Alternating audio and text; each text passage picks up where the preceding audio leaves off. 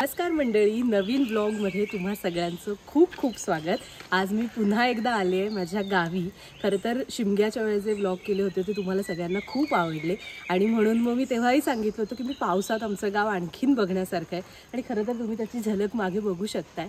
तर यावेळी म्हटलं की जे राखण देणं म्हणतात ना, तर त्याच्यासाठी मी पप्पा आणि साईश आम्ही आलेलो आहोत आणि आत्ता मी निघाले देवरुखच्या बाजाराला। आज आहे रविवार आणि दर रविवारी देवरुखमध्ये बाजार असतो, जिथे आठवड्याभराच्या वस्तू वगैरे घ्यायला वेगवेगळ्या गावातून लोक येतात। तसंच आम्ही पण निघालो आणि आमच्याबरोबर आहे आमची आत्या अनुष्का आणि अनुष्का आज आम्हाला तिकडे फिरवणार आहे। बाकीचे पण येत आहेत पण आम्ही एसटीने जातो। गावातून रोज सकाळी एक एसटी जाते आणि दुपारी परत एक असते, म्हणजे इथून बाहेर जाणाऱ्या येणाऱ्यांसाठी। सो त्या एसटीचा प्रवास आणि देवरुख बाजाराची झलक मी तुम्हाला आजच्या व्हिडिओमध्ये दाखवणार आहे। स्टे ट्यून आणि गावचे आणखीनही व्हिडिओज येतात, त्याच्यामुळे पाहायला विसरू नका। चला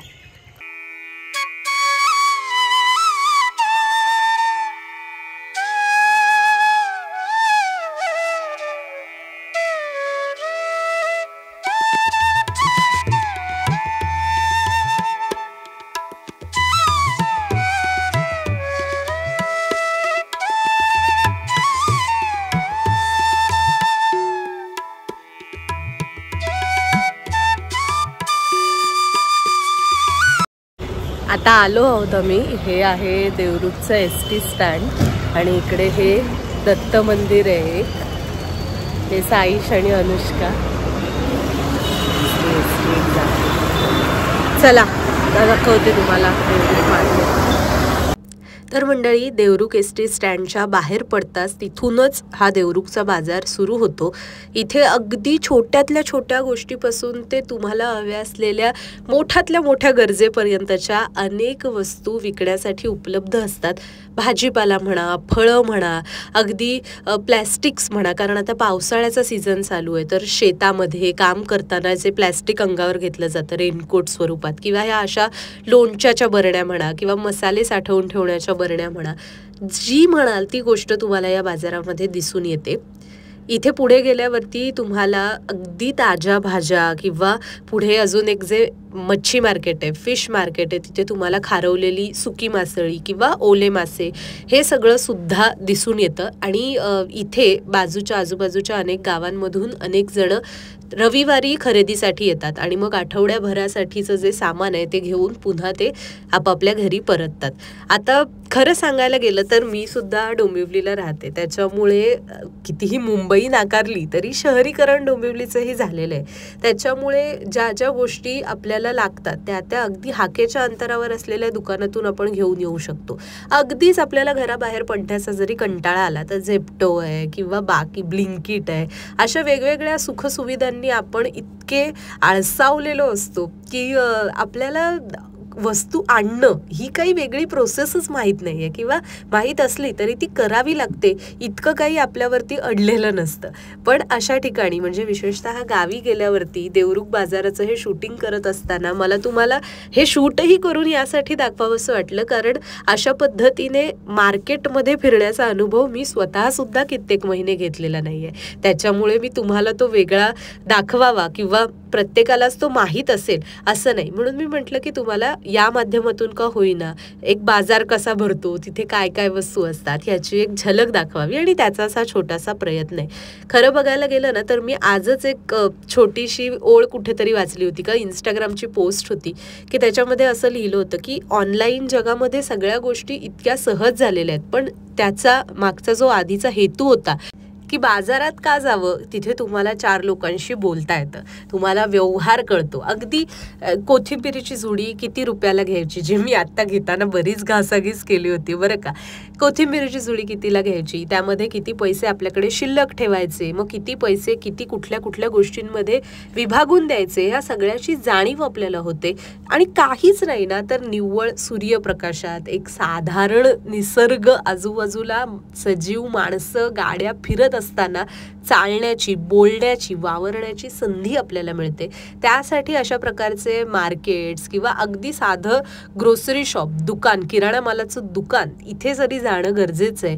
आणि हे आता कुठेतरी आपण ऑनलाईन स्टोअर्स किंवा ऑनलाईन डिलिव्हरीज यामध्ये आपण विसरून चाललोय म्हणण्यापेक्षा पण याची आपल्याला आता गरजच वाटत नाही. आणि अशाच अनेक गोष्टी या कालबाह्य होत चालल्यात. त्यामुळे मला इथे जो मुद्दा मांडायचा आहे तो इतकाच आहे की आता हातावर पोट असलेल्या लोकांसाठी किंवा आपण छोट्या मोठ्या वस्तू विकून आपला उदरनिर्वाह चालवणाऱ्या कुटुंबांसाठी वगैरे इतका मोठा विचार आपण नाही केला ना तरीही चालेल. स्वार्थासाठी का होईना आपल्याला 4 लोकांचे चेहरे बघता येतील, आपल्याला लोकांचे आवाज ऐकता येतील, आपल्याला लोकांशी बोलता येईल, या स्वार्थी हेतूसाठी का होईना. पण अशा पद्धतीचं जे आपल्या पूर्वापार अगदी चालत आलेल्या ज्या, आता ह्याला परंपराच म्हणूया, बाजार करून येणं ही एक परंपराच जर बघितली तर त्या गोष्टी आपण कालबाह्य होऊ देता कामा नये असं मला वाटतं. त्याच्यासाठी हा आठवडी बाजार का होईना, कारण आता अगदी रोजच्या रोज आपल्याला खरेदी करायला बाहेर पडणं नाही आहे शक्य, आय नो, पण आठवड्यातून एकदा तरी आपण सुद्धा बाहेर पडून अशा प्रकारे लोकली जाऊन जर शॉपिंग केली तर मला वाटतं हाही एक वेगळा अनुभव असेल.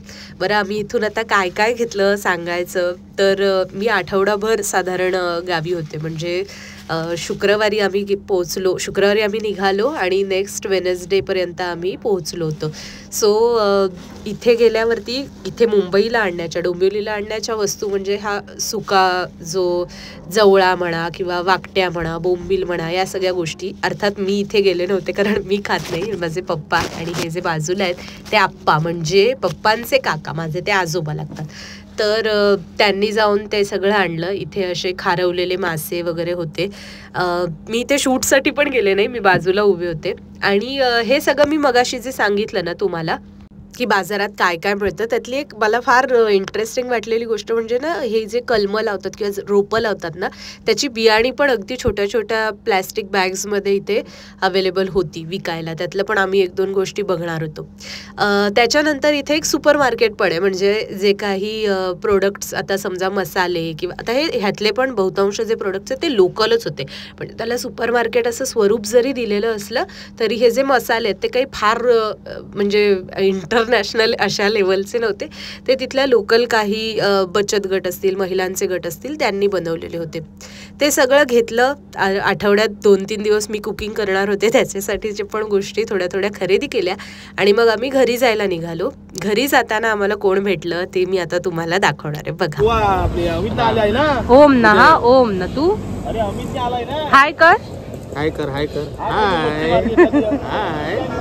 थांब सांगतोय. इकडे बघ, इकडे इकडे इथे बघ. आमचा हिरो अमित हाय लाव, अमित घरी जातो.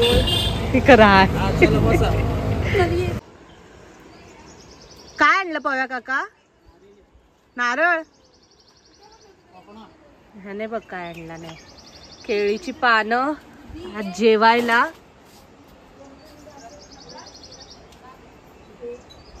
हळू ये.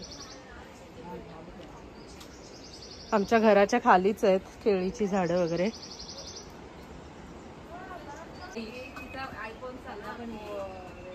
पण घेऊ काय असं करा, हाय करा, हाय.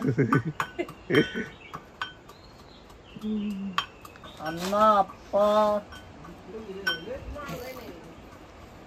इकडे येत आहेत आप्पानी. तर आता आलेलो आहोत फायनली देवरुख मार्केटमधून आणि आय होप तुम्हाला तिथलं सगळं बघून छान वाटलं असेल. आत्ता परत चेंज वगैरे करून रेडी झालो आहे कारण जाणार आहोत गावात फिरायला. म्हणजे इथे जे आता पावसाळा सुरू झाल्यामुळे काय काय ठिकाणी पाण्याचं जे नदी आहे, पर्याय आहे, ते सगळं खूप फुल ऑन पाणी आहे तिथे. तर मग बघायला जाणार आहोत. त्याच्यामुळे मग घरचेच कपडे घातले. म्हटलं भिजलं तरी टेन्शन नाही, कारण कपडे बघा माझ्या मागे एवढे कपडे आहेत सगळ्यांचे आणि सुकलेलं नाही आहे काहीच पावसामुळे. सो येस, हा ब्लॉग मी आता इथे थांबवते. आमचा बघा आता हे चाललंय दुपारच्या जेवणाची तयारी. बाकीचे सगळे म्हणजे आता ते खाली जाऊन जी धमाल मस्ती वगैरे करणार आहोत ते मी दुसऱ्या ब्लॉगमध्ये दाखवेन, नाहीतर सगळं कसं एकाच ह्याच्यामध्ये खूप मिक्सअप होऊन जाईल म्हणून. तर ते दाखवते. दुपारचं जेवण अत्यंत यम्मी असणार आहे, मी बनवणार आहे. आणि येस, भेटूया पुढच्या ब्लॉगमध्ये. आय होप तुम्हाला हा पण ब्लॉग आवडला असेल. चला बाय बाय. तर असा होता गावचा ब्लॉग 1 आणि आय होप तुम्हाला आवडला असेल. मी जी काही बडबड केली त्यातलं तुम्हाला पटलं असेल, थोडंफार तरी पटलं असेल नसेल जे काही मला कमेंटमधून नक्की कळवा. आणि तुमच्या पण गावी असाच बाजार भरतो का, किंवा तुमच्या इकडच्या बाजाराला नेमकं कसं स्वरूप असतं याबद्दलचे तुमचे किस्से आठवणीसुद्धा नक्की शेअर करा. बरं, ही जी आहे ना, हे फोटोज हे पुढच्या ब्लॉगची झलक आहेत, त्यामुळे गावचे ब्लॉग्स आता छान छान अत्यंत सलग येणार आहेत. त्यामुळे चॅनलला सबस्क्राईब करायला विसरू नका. Okay then, bye bye.